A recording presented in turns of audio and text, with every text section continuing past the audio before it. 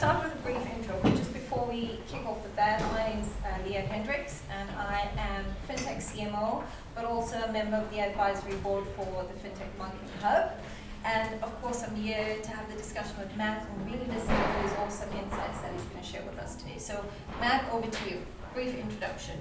Hi, everyone. I'm Matt. I'm Head of Sustainability and ESG at Oak North. So I've been at Oak North 2.5 odd years now. I've led sustainability at mid-sized financial services firms for probably 8 or 9 years, of various types, which is probably as long as there have been heads of sustainability and ESG at financial services firms. So I guess I've seen the good, the bad and the ugly, things that have improved and changed over 8 or 9 years and things that, despite everyone's best efforts, really haven't. So that's me. Interesting. So let's kick off with the key topic of today, which is really how are fintech SMEs really integrating sustainability into their brand and their firm? So I think it's a mixed bag. And I think one of the things that is happening, and there was a handy report that Innovate Finance produced last autumn around sustainability in fintechs and what the world was looking like in that respect. And one of the things that came out of that was actually over a third, 30 to 40% of UK fintechs to date have been involved in anti-fraud or compliance or payment security. And yet nobody recognises the fact that that's actually quite a sustainable thing to do, let alone those that are into financial inclusivity, so the Zilches of the world kind of eliminating sort of costs of spreading payments, or the GoHenrys of the world looking after kind of getting young people into finance and understanding, things like that.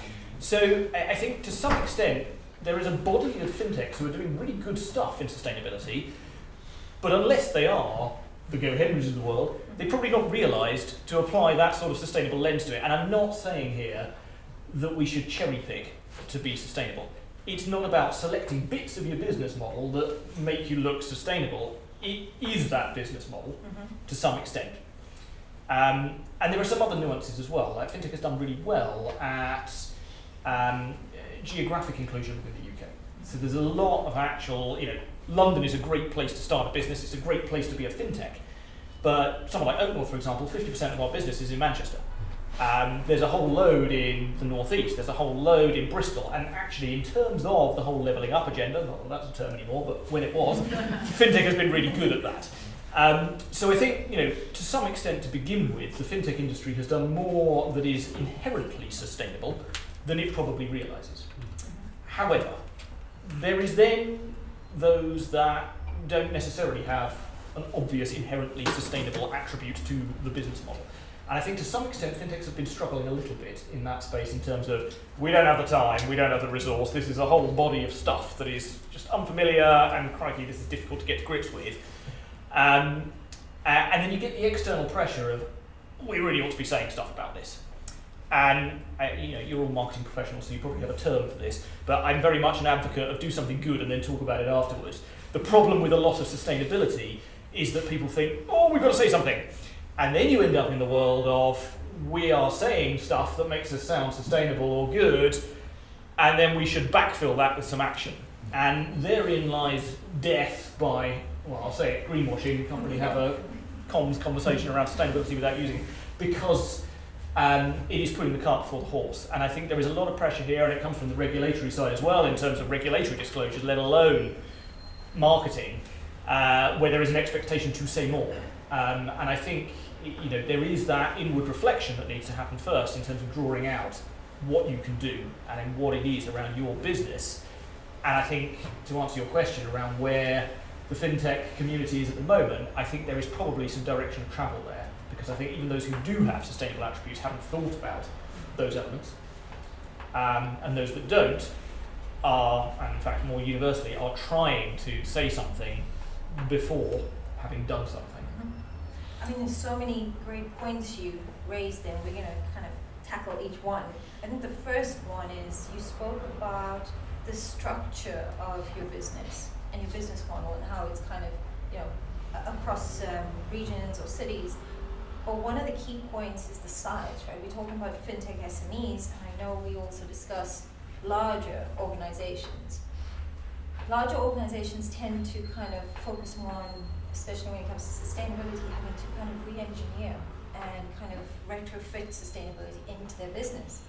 What's the opportunity for SMEs? You know, you spoke about their business model. Maybe you can share a bit more about the opportunity that you're driving. What's the opportunity in the market for SMEs? Yeah, I mean, as ever, these things are double-edged swords. You know, big organisations have resource to throw at these sort of things, but they are often like steering an oil tanker. And a lot with sustainability and ESG, if you are trying to re-engineer a long-established business model, it's a nightmare. It is a really difficult thing to do. And part of the value here for SMEs is that they have a greater degree of agility to bake this in early. And I mean, I'm sure there are some out there, but very few people start a business with the intention of it being a nice small thing that stays below the radar. Most people start a business thinking it wants to be the next big thing, or we want to grow and succeed. So there is, this is just common sense rather than it being value add. There is common sense in getting this embedded and integrated first. And it's not just a comms and a marketing and a positioning thing. Actually, if you're going to talk about this and you're going to communicate sustainability effectively, then you need to engineer your business so that it integrates sustainability properly. And that makes your life a lot easier in terms of talking about it. But that agility for SMEs is really critical and is a competitive edge against the bigger players who, frankly, are probably trying to, even if they're doing the right thing, shoehorn it into a pre-existing business model that might really not be that sustainable, or they are just window dressing. Whereas if you're an SME, you can actually position yourself to grow and create business in that sense. So there is a competitive, compelling argument there to do this. And I think as well, if you're starting out a business, this is unfamiliar territory and it's an evolving space. So you can create a differentiator as an SME that you are doing something sustainable. And without being too kind of saccharine about it, the world is moving towards being more sustainably minded and more sustainable in terms of what customers want, in terms of what society expects, in terms of what regulators expect, and stakeholders and investors, and so on and so forth. So it's just good business sense to put yourself on that path.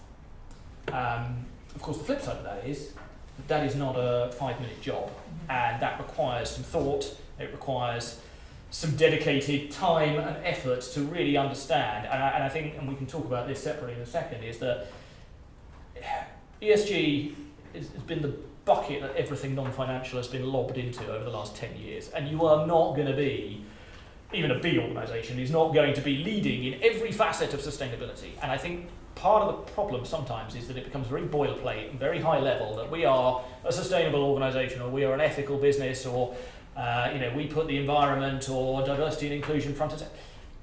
What is it about your business and what you do that drives additional value? And it might be that you are stronger at particular elements of sustainability than others, and others are better than you at other facets. That's okay. And that doesn't mean that you can ignore the rest, but in terms of where you put your effort and in terms of where you draw out the impact, it's got to be about you. And that's where you can bespoke it. That's where you can start talking more about your business rather than this sustainable thing up here. So you spoke about the fintech as driving innovation and really moving things forward. But how do you see the role of the fintech in sustainability? And also, do you see them as partners in driving sustainability for other organizations? Or I think we were talking about big businesses and small businesses. I think, in a broad sense, nobody can do this alone. Nobody has all of the data, all of the skill sets, all of the right kind of exposure and customer relationships or expert relationships out there to drive the agenda forward independently. It's a really hard thing to do if you're not willing to look externally. And I think financial services in particular, we're a real protectionist bunch historically. It's kind of like, this is my IP, I'm not going to talk to anybody about what I'm doing or how I'm doing it, and I am going to do something that is going to beat the competition, but I'm not going to tell anybody. And we have to break that mindset to some extent with sustainability, because actually these are global social issues that require everybody to come together to move them forward. And I know that's a very philosophical thing to say, but actually we need to be thinking about it slightly differently. But I think in terms of the role of fintech, it's not just about fintechs looking for partnership to drive this forward, often fintechs are those partners. And if you look at what some of the big organisations are doing, I don't know, you take someone like NatWest. If you look at what Kogo as a fintech have done for NatWest in terms of driving forward their customer engagement, in terms of giving them a great story to be able to tell, to be able to demonstrate their impact, to provide them with data, because Kogo just do the data analytics of transactions. So transaction processing, NatWest has all the data. They don't have any ability to do carbon accounting in an effective manner. Kogo can just say, you as a customer of NatWest, here's the carbon impact of your transactional expenditure this month. Do you want to do something about it? And that opens so many doors for something that NatWest, yes, they could have probably built that themselves, but are they really going to commit to doing that? Probably not. So, and that's, a nice kind of parallel. And I think the other piece here is that fintechs are good at being innovators. They're good at having everybody work together towards a common goal. There's that sort of entrepreneurial spirit in a fintech. What I find looking at big organisations is that everything is so siloed that actually there is no internal collaboration and partnership on this. And that's, it doesn't matter if everybody in the organisation understands what the purpose is and what the business is trying to do. By the time you are Barclays and you've got 70,000 employees and you've kind of distilled that all the way down to each different department and everybody's kind of interpreting it their own way and going off alone, it doesn't work. Mm-hmm. And I think part of just the way that fintech operates in terms of actually a lot of entrepreneurial spirit, a lot of collaboration, and a lot of actually trying to do something new and something different and everyone coming together to achieve that has a real useful parallel when you're trying to drive sustainable themes and making impact. I mean, I really like what you spoke about, fintechs having the competitive edge. But how do you look at it in terms of really effectively driving communication to their audience? How are you actually driving that? Or really, we'll tackle that from an open auth perspective, but how do you see that as best practice from fintechs? You've got to make it real. Mm-hmm. And your customers are your best advocates with a lot of this. So if I take an open auth example, so we finance a lot of property related stuff. So one of our customers, for example, is Verto Homes. In terms of operational energy and efficiency, Verto are sort of beyond net zero. They're kind of one of the flagship businesses in terms of house builders in the UK, building super energy efficient homes, partnerships with Octopus Energy, doing kind of innovative things around heat pumps and all that jazz.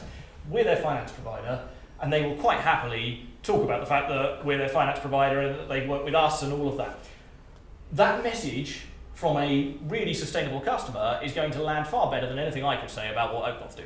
They've just done my job for me by being willing to do that. So do not underestimate the power of customer case studies to bring it to life, and also for them to do the hard, heavy lifting of actually giving credibility to what it is that you're doing. So I think in the first instance, that's one thing that's really valuable.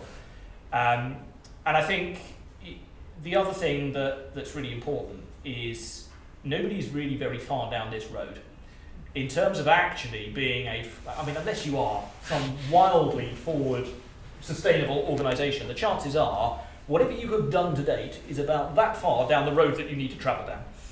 And we are really bad at communicating forward-looking stuff in financial services because we are used to doing formal disclosures that involve, here are our results, this is what happened last year, and that's how much better it was than what happened the year before and the year before that.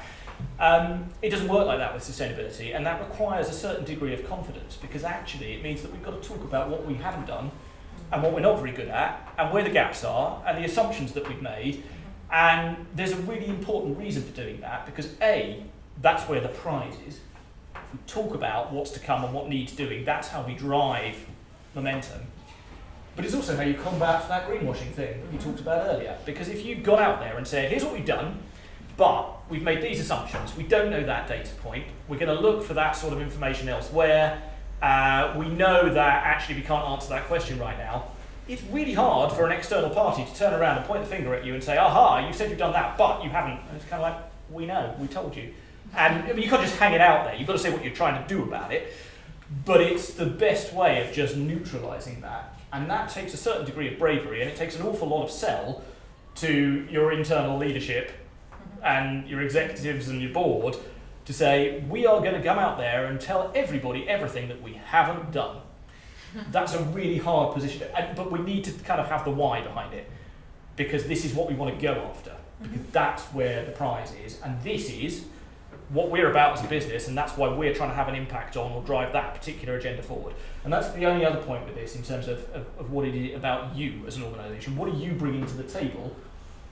And a lot of what's been most successful that I've found at Oak North so far, it's more about helpful, collaborative themes, so webinars, newsletters, blog posts, collaborative customer events that are on sustainable themes, that are related to the sectors we operate in, that are helpful to the customers that we have in those sectors, that actually have no commercial value in a direct sense, but they do have value from a sustainability sense. And if you are putting that out there, what kind of happens is that people will think about you as a business and they'll say, oh, then there was that blog post at that point, or there was that social thing that came up, there was that webinar that they ran 3 months ago. And if you get that, it takes a little bit of time, but if you start to get that traction coming through, then people will naturally start to think, oh, actually, Oak North care about this sort of stuff, because there's just this constant lead flow. And it doesn't mean that you need to have some massive target that you're showing that you've kind of achieved X and Y. It's just by osmosis. You're talking about this stuff and you're putting stuff out there that isn't generic, it's targeted, it's specific, and it's something that your stakeholder base have kind of latched onto and thought, oh, if I can make that, that'd be really interesting because I'm trying to do this. That's where you get momentum. I mean, you spoke about, ultimately it's around authenticity, right? Yep. You spoke about so many things there. I think one of the key things is also not having a template. You basically said, make it your own. Let's get controversial for a sec. If you look at it from a sustainability and ESG perspective, in fact, let's start there. Do you see a difference between ESG and sustainability? Because I think so many people still don't understand the difference. There's a lot of confusion. So perhaps we can just stop. We spend so much time on semantics and definitions. It frustrates me no end because there's so much time that's spent on it rather than actual action. Yeah. But it is important, and I think. So how can I condense this? ESG is quite an inward-looking thing, and ESG has been a misused term for a lot of time because people forget where it came from. ESG was an investor term. It was probably 10 to 12 years ago, a group of investors thought, how do we evaluate the management team's ability to assess environmental, social and governance matters that might affect the bottom line or the risk management of that company? That doesn't mean that the business is necessarily driving positive impact in the wider world. It just means, is the internal management team good at looking after that sort of stuff? And that's why some of the biggest ESG funds in the world and the top businesses in there are Shell, BP, Exxon, because they're really good at looking at this stuff. So they end up, and this is where there's been all sorts of problems with mislabeling and problems that people don't really understand, that they think, oh, I'll put all my money in that ESG fund because I'm doing good for the world, and then they look at the content and realise that they've supported all of the oil and gas majors. It's because you didn't get what ESG was, and and this is why it gets kind of weaponized and so on, and all of the ESG backlash in the US. It's a product of misunderstanding. Now, it has its value because we love to have buckets to put things into, and we know what we're talking about. And the problem with sustainability is this big nebulous thing. And I love sustainability as a term because you can do what you like with it, and because it's got that open, fluffy kind of, I can take bits and I can say, oh, that's kind of driving value here, or there's great flexibility in that, which I like, and it's forward-looking, which I like because it's a double-edged word. It's about making the business sustainable as well as sustainability. It's got that nice thing, but it's not very specific, and it's not very it's not very easy to compare things, and that's why people default to ESG, and that's where it gets kind of muddled.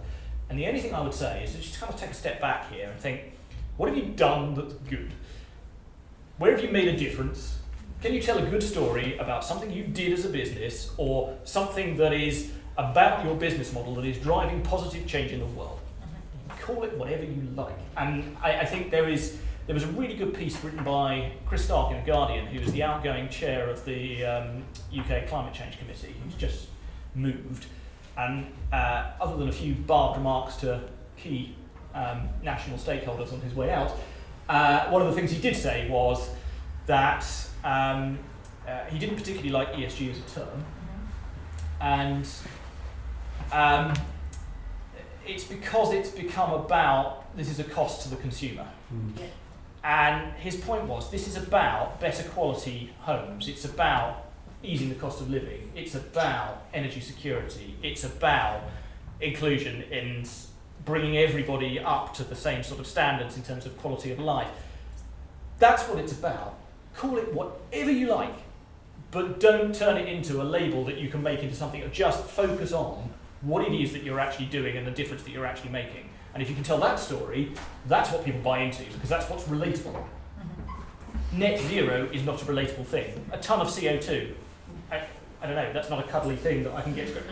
We're talking about those things that are relatable. Correct, and I think that's also an area of, I guess, a misnomer, but also a little sticky point. The fact that sustainability isn't necessarily fluffy, as it were, but I think ESG becomes the framework for the foundation for sustainability. It's like, how can you really measure ESG? And I think that's the controversial point that I was going to come back to earlier. Around, you mentioning that there's not a template for how you do things, but making it relevant for yourself and for your company and for the goals that you're driving as a firm. But does that mean that you focus on ESG? Because you said focus on the areas that are, specific to your values. So can you focus on one versus the other? There's a difference between focus and just ignoring other areas. And I don't mean that you're paying lip service to those. I mean that, this is going to sound horribly saccharine, where can you drive the greatest impact? And that doesn't mean that you ignore those other areas. It's about where you can make a difference, as well as recognizing, it's almost kind of there's hygiene factors where you have to do certain things because it's the right thing to do, or it's a required thing to do because that's what is expected of those companies now. And then there's an area where you can go above and beyond. And that's what I mean by sort of focus on that. Yeah. And actually what a lot of, and this is where it kind of takes the time, a lot of the right sort of approach to this, and a lot of the big sustainability frameworks would say start with this, is a materiality assessment. And that's about saying, right, who are my stakeholders? Because it's not just your customers, it's your employees, it's your investors, it's your supply chain, there's a whole range that you need to think about. What are their priorities? And a lot of the time, you just have to spend some time sitting down and talking to them and asking them, because it's not obvious. And then you can map it and say, actually, this is an area that is of greatest value to all of these stakeholders. Now, of course, as part of serving the other stakeholders, you need to think about individual stakeholders, you need to think about their individual priorities and the way that you engage with them. But there is a sort of a coalescence for you as a business, and when you start to layer in sort of company purpose as well, then you've got something that you can work with. But it takes some time to go through that exercise. It's not something that you can do in 5 minutes by saying, right, what might our sustainability things be that suppliers care about, or our customers? You've actually got to engage with them, because you'd be surprised. And it's good to do that early, because I tell you what, there's nothing more annoying than doing materiality assessment and asking all your employees what they think you should be doing after you've decided to do something and they tell you something different. Right. So that's... Because I think that's the problem. It's basically looking at it as a tick box exercise. You're kind of ticking what are you doing in ESG, but rather aligning it to what's most critical for your business, but also not kind of excluding the importance of some versus other. Yep. So I think for me, I often see that it's easier to focus on E or governance, the G of ESG for many firms, but that S in ESG, how do you kind of make it tangible? What are the metrics in that social aspect? Metrics are tough, just in general. This is why so much of the sustainability ESG agenda ends up drifting towards climate change, because we can measure tons of CO2, but it's a discrete thing, whereas the social side isn't. I'll step away from that for a second and just give you an example. Mm-hmm. So last year, one of the deals that Oak North did was a company that provides petrol forecourts. And we had a really interesting conversation, because we've got a 2035 net zero target. And we had a piece of business that was petrol forecourts.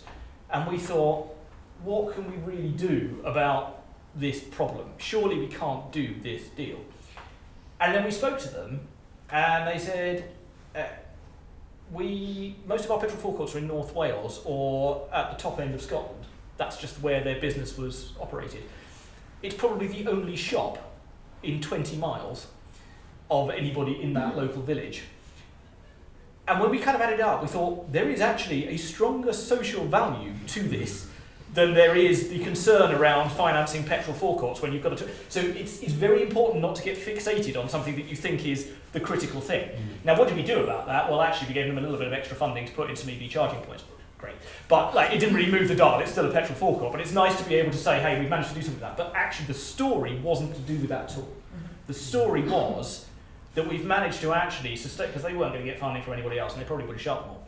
We've managed to keep a local store open in all these villages around the North Wales and North. That's not something anybody would have thought looking at a deal on the table for financing however many million quid for a petrol forecourt company.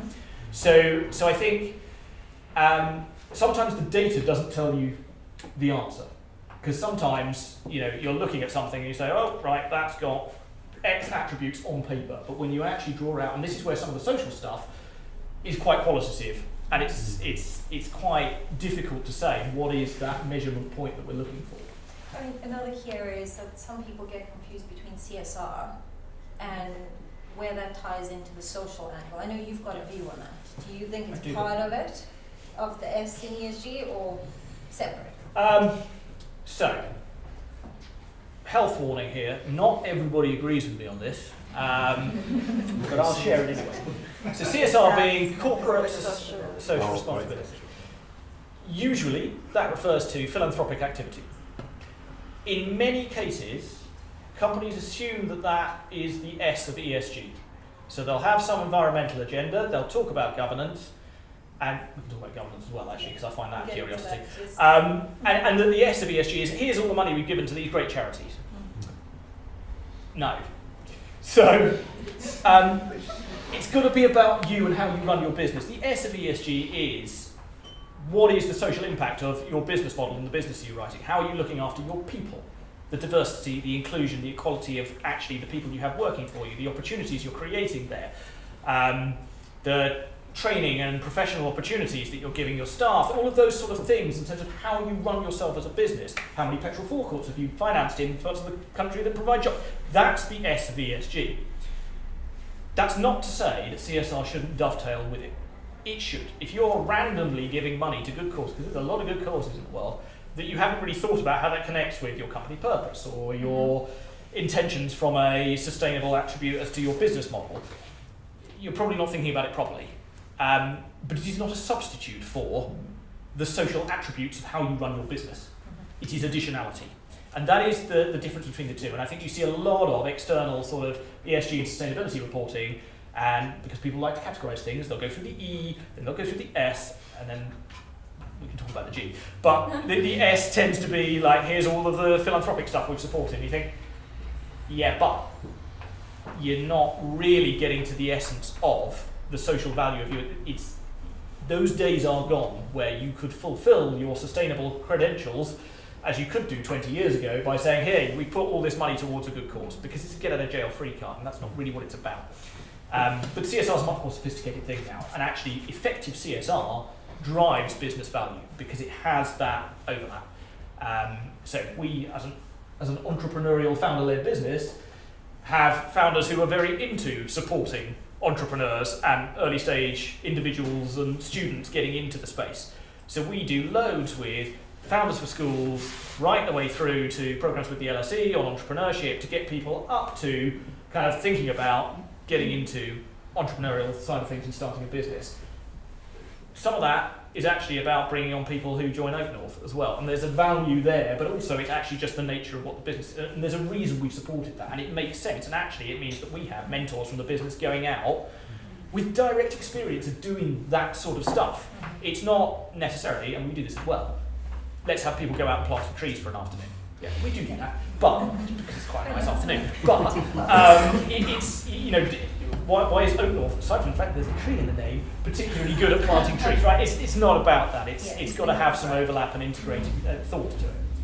Yeah. So I mean, you wanted to discuss governance. Let's go straight into that, because I also want to look at greenwashing and regulations, because many of the SMEs aren't necessarily required to align to some of the compliance and the regulations. So I'd like to go into that. But let's start with the governance. You've got a view on governance and how that relates. So I find it a slight curiosity, and especially in financial services. So on the one hand, in financial services, despite some fairly large evidential events that would suggest otherwise, we're supposed to be quite good at governance compared to a lot of other industries. And actually governance in financial services probably should be quite watertight compared to perhaps manufacturing or retail or other areas where actually governance is a bit of an unknown entity, and there's a bit of uncertainty as to how to go about it. Probably you're in trouble if you don't really understand what governance means and you have a financial services firm. So there is that side of it. I think I've always found it a curiosity as ESG, with governance being ESG as an investment term. Like, who the hell is going to invest in a company that doesn't have good governance? It just you don't need a term for that. It makes no sense to me at all. And some of the things that I find slightly curious about ESG is that it becomes about the governance of ESG, and it's this curiously self-serving thing where everyone talks about E, S and G, and everything they say about the G in ESG is about who is responsible for climate risk or whether they have an ESG committee. It's like, that's great, that's governance of ESG, but what about governance more? Oh no, that's in the board report elsewhere under... Okay, it's all there, but we've got this muddled thing. And that's part of the confusion around where governance sits in this whole kind of universe. And I think a lot of that also has to do with the fact that if you do the right thing, internally, it will just, cascade down into all of your employees, but also externally, right? If you do the right thing internally, your customers will see what you do externally, and that becomes a way of being or attracting your customers to your organization as well. But that leads to the discussion around greenwashing, right, and regulations. For the SMEs, where do they start, considering that it's not a requirement now, but some of that will as they start to grow. So fintech SMEs. Yeah, it comes back to that point I made earlier about the fact that chances are you're aiming for your business to be a lot bigger. So you might not be caught by the regulation now, but you will be. And it's best to be prepared for that. I think on the greenwashing front, again, similar to what I was saying earlier, transparency is absolutely key here, and authenticity. And that comes back to tell genuine stories about genuine impact, not just thematic stuff. Be open about what you haven't done as well as what you have done. That's a really kind of important thing. I think there are some things that are turning up now that are helpful. So the FCA's greenwashing kind of taxonomy in terms of what you can and can't say, and I think we shouldn't forget that the greenwashing comes in different forms. And I think the one that everybody quite rightly is concerned about is where there is awareness and a deliberate intent to deceive.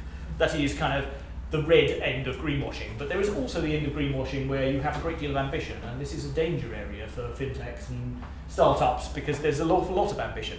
And sometimes you can set a really strong ambition, but if you find that you can't deliver on it, then you've inadvertently greenwashed because you haven't actually set out. And there are things now that are turning up to help that. So if you take things like the climate agenda, there's a lot now coming out through transition plans, and a lot of versions of transition plans that are being reduced and slimmed down so that they're accessible to SMEs. And the UK Transition Plan Task Force has done a lot of work in terms of doing that, because there's a real value in a transition plan in stopping you making a statement around what you're going to achieve without thinking about the path to get there. Because that's where there's a danger in that side of inadvertent greenwashing. But then, we didn't mention greenwashing, and I think, the other side is that everybody panics about greenwashing and therefore they don't talk about any of the good stuff they're doing. And to that point I was saying earlier around we need to collaborate and not kind of close shop, that cannot be the right outcome where people are too afraid to say what they're doing because of fear of being shot down for it. So again, there's a degree of confidence required there, but actually back it up with openness, transparency, authenticity, and just do a bit of thinking about it before you come out and say something. And if you make it more tangible, do you think that SDGs are a good start for fintech SMEs and smaller businesses? Yes, because they are, if you don't know where you're going with it and you don't know what you want to point towards, SDGs are really good as the sort of guiding lights. They are the things that everyone should be working for. Let's not forget, there are 17 of them. So don't go after 17 of them. I can't tell you the frustration. Companies are better at this now, but a couple of years ago, the number of times I'd go onto sustainability websites of companies and they would list out how they've complied with every single one of the 17 UN SDGs, and you think, good grief, you've really not understood this, have you? And that is tick box kind of trying to hit everything to make yourself look good. And what a lot of people don't necessarily know when they first engage with the SDGs is that there's about 17 different sub-SDGs under each SDG in terms of the topics. You could pick one and do it really well out of the 130, I've forgotten how many it is in total.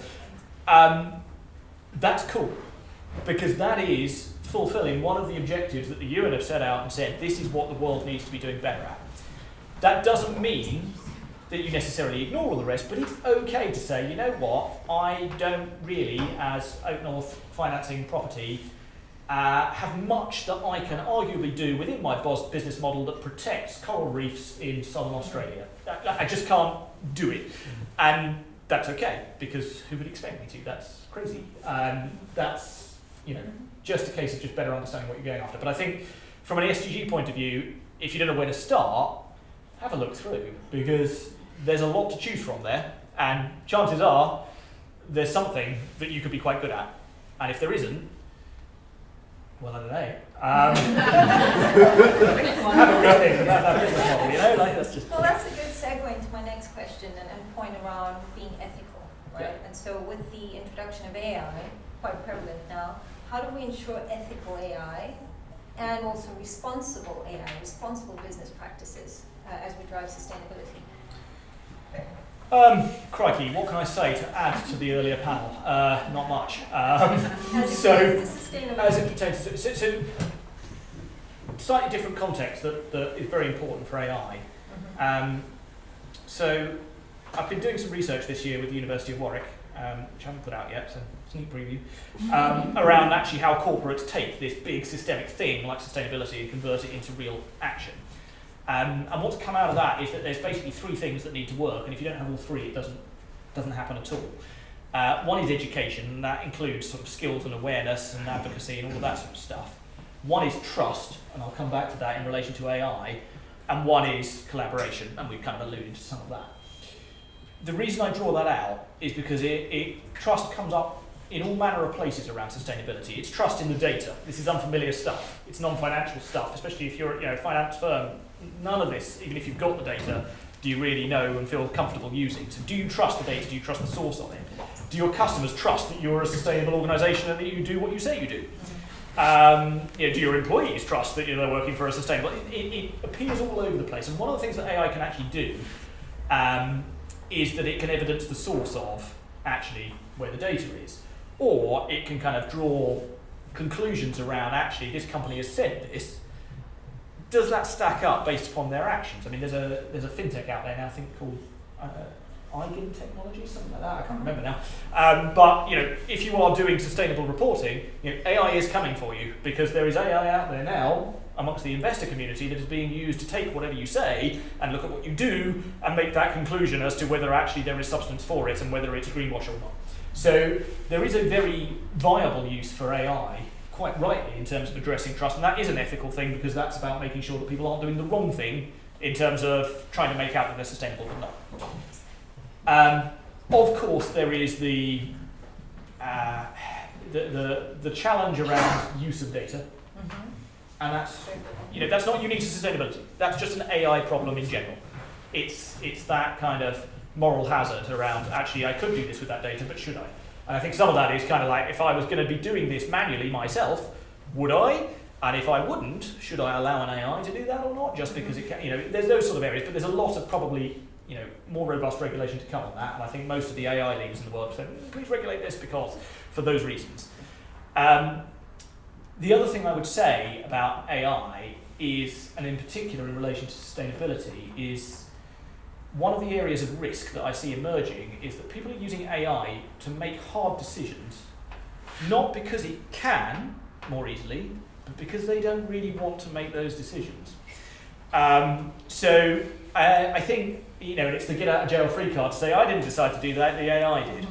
And sustainable themes are inherently emotive. We're talking about ethics, we're talking about human rights, we're talking about diversity and inclusion, we're talking about things that, to some extent, even if AI could do those things well, conversation for another day, should it? Or is there just an expectation that people will expect a human to have made that decision about what that company is doing in that respect because it's such a human thing that it impacts. And I think, regardless of AI's capability, there's almost an intention around that. And I'll give you an example. Even this morning, I had a conversation around how you gauge impact and intent in terms of CSR, in terms of where you actually support things, corporate philanthropy, and where you go with it. And somebody said to me, maybe we should just put our company purpose into an LLM and let AI decide where all the corporate philanthropy goes. Now, can we imagine a world where all of corporate philanthropy was just driven by AI allocation based upon chucking the company purpose into a machine that, what could possibly go wrong? And that's kind of that thing around, even if AI could do something that joins the dots there, maybe because of what it is, it's just a because thing, and it just needs to be a human making a decision and grappling with a lot of stuff that's out there that's a really hard decision to make. Because there are trade-offs sometimes between business and sustainable themes. There's a lot, and quite rightly, a lot of push to say this is a business opportunity. It is a business opportunity. It's a commercial opportunity. A lot of the time that's just belief, frankly, in financial services that a lot of this stuff is bankable or viable. It is if everybody just said so. It's the whole oil and gas thing. Everybody panics. If I pull out as a big finance provider of financing oil and gas, then everybody else will just pile in and take the business and I've lost out. What if actually everybody else turned around and said, oh, the game really is up because HSBC have pulled out, so let's stop fighting. Chances are that's probably what would happen, but nobody's brave enough to be that one who put, there's a lot around it that's just about hard decisions. What AI can do is give you the data to kind of make that decision, but it's that extra step of maybe don't let it make that decision because even if it could, maybe it shouldn't. I mean, aligned to those responsible AI practices, you highlighted probably 2 out of 5. And let's go back to that. You spoke about trust, you spoke about data governance, right? And the reason why I want to go into the others is because I want to kind of move into the next discussion around the AI Act and some of the agreements that maybe the audience would like to know a little bit more about. But what we have seen is that this data, transparency is one, trust is one, and then human in the loop. I think that's really important, right? When you're looking at how you're actually driving human intelligence, what about the fact that you are not necessarily ensuring that you need the human in part of those discussions and part of the implementation? So you need to integrate the human in the loop. But beyond that, I think it goes back to some of those regulations and looking at the AI Act, but also looking at the EU AI Act and also the UK and US agreement that's currently in place. I mean, do you see them different in terms of how it's being managed around data and data privacy? I think there's certainly more to come. I think both have kind of just said, look, let's just throw something out there now that is a little bit kind of, we need something just to put some guardrails in place.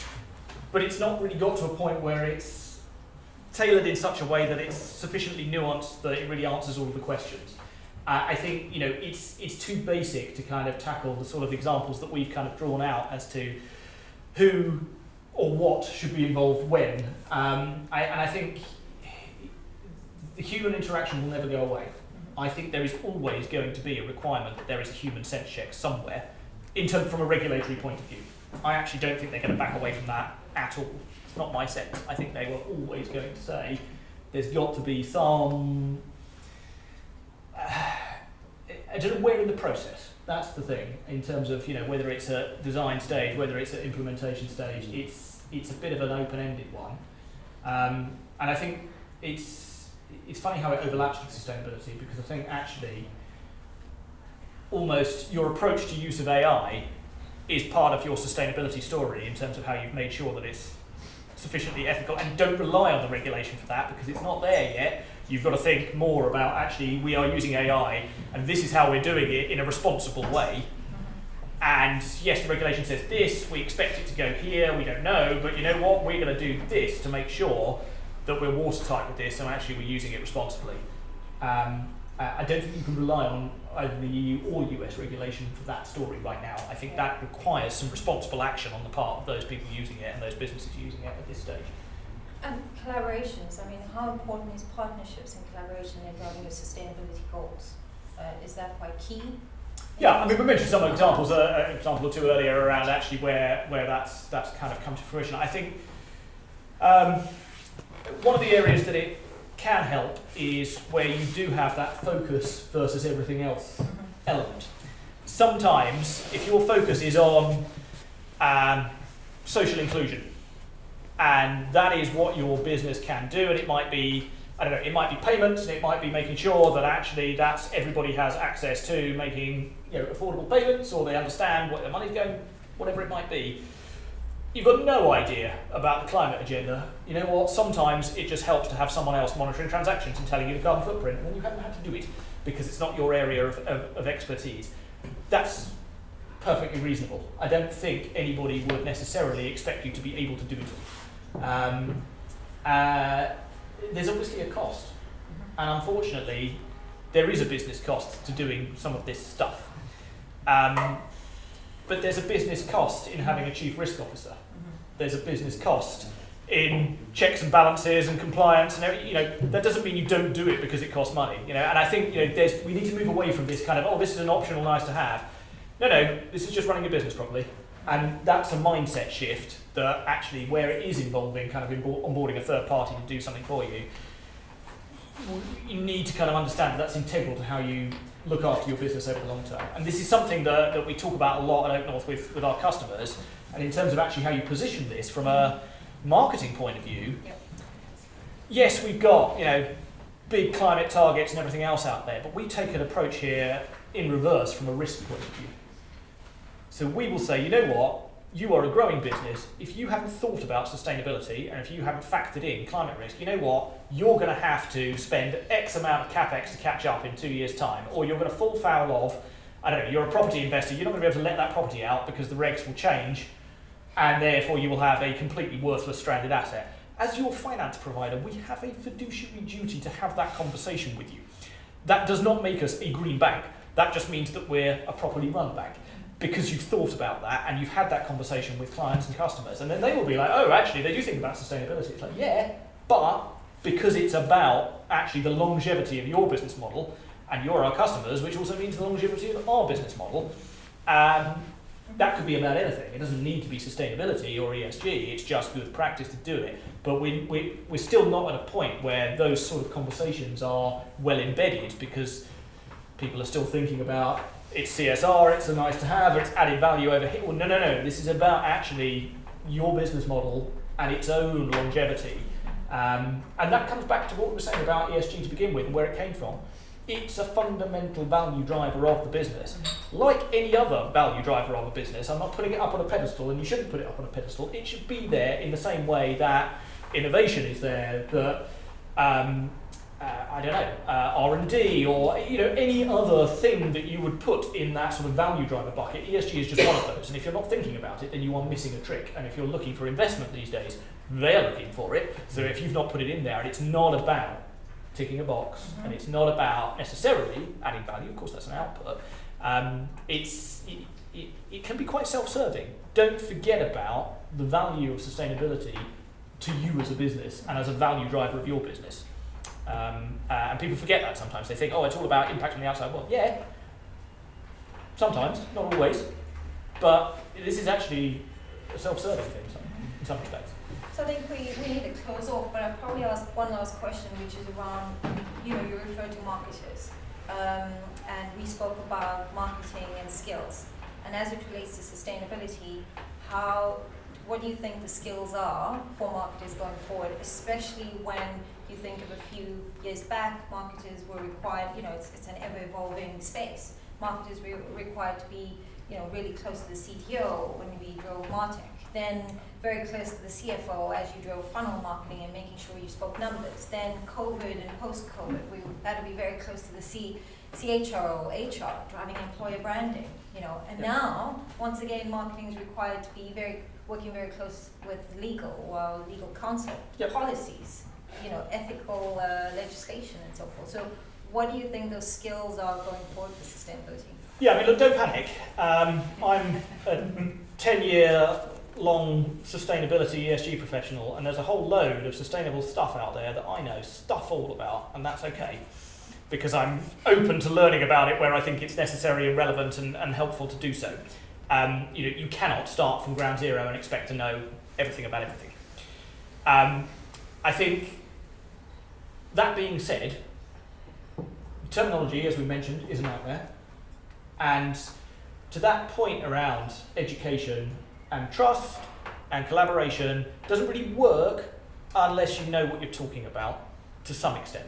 And sometimes communication can, coming back to the greenwashing point, be kind of, it's a bit of a dirty word because people think, oh, it means spin, it means greenwash, it means kind of labelling stuff to make it look good.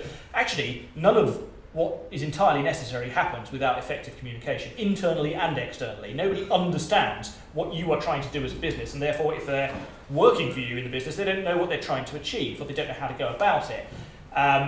Nobody externally, as your customers, knows what's important to them, and therefore what's important to you and how you can work together on these things. So it's a critical part of the ecosystem, but unless you understand what ESG means versus sustainability, or what net zero means, or whatever the kind of terminology is, there's a bit of a kind of, it doesn't mean use all the terminology. You've got to know what's coming at you and what the context is. So there is a kind of lexicon there of getting familiar with that side of things. Mm-hmm. And then it's about understanding and that learning curve around, and I'll come back to this point because I know I keep banging this drum, but it's an important one. Understand what it is for your customers and what it is that your business model can make a difference on. And that involves a lot of conversations with customers and with people on the ground in the business. There is no rule book on this that basically says, here's the formula that you follow in order to be sustainable or to be a leader in social mobility or a leader in climate change. There isn't a rule book. It's got to be about your particular business. And that means really getting under the skin. And it means talking to, not just the legal department because you're worried about kind of compliance and that stuff. It means actually talking to the people on the ground. Do they understand what we're trying to achieve? No, okay, there's a job to be done there. Do they, what are they seeing out in the field? What are they kind of encountering when they're talking to customers? What are the kind of black holes in awareness or understanding? All of those conversations need to happen for you to be able to effectively craft a message around actually what it is you're trying to do and how you're going to do it. Mm-hmm. So, this sounds really cliched. It's not the first thing I've said that's cliched. It almost certainly won't be the last. But, get to know your business. And you probably already do quite well. But you don't necessarily know it through a sustainability lens. So get that sort of lexicon of kind of, these are the sort of things to consider. Let's go out and actually have a conversation. Maybe I've got a copy of the UN SDGs and the subsets and the ones that I think are possibly relevant to us. Let's have a few conversations internally and externally, and key trusted stakeholders, long-term customers that that you can kind of bounce things off and things like that, and see what actually resonates.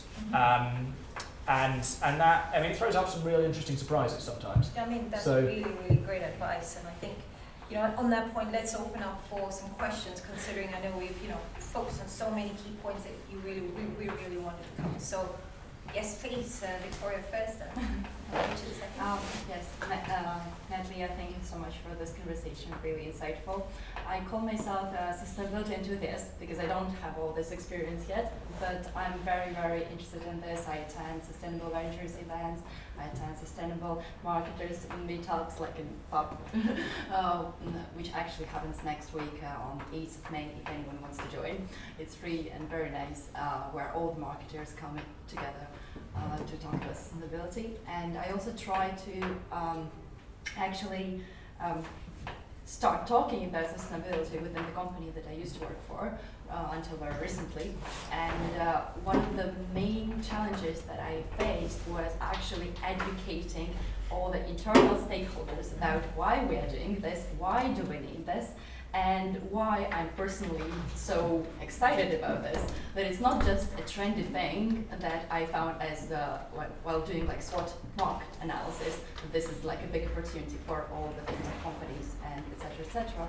So that was the biggest challenge for me, and I would say this is the reason why I failed, because I was the only one back then actually trying to educate everyone around.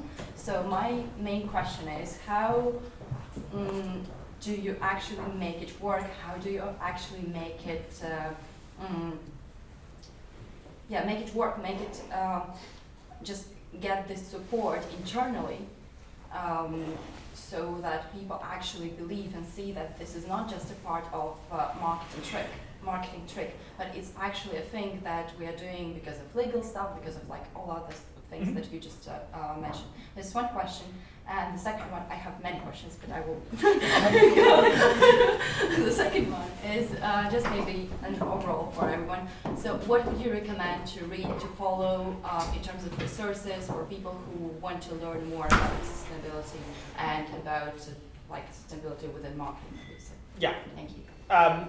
So on the second one, I have a general rule as head of sustainability that certainly from an external point of view, I delete every email that I receive about sustainability unless I've had 3 with the same theme in it, and then I might bother reading it, because there's so much out there. I think, there are obvious places. The UN is one in terms of what the core themes are. And there are those recognised overall bodies that you can go to for good information. I think from a fintech side of things like the SME Climate Hub are really good as centralised places. And I think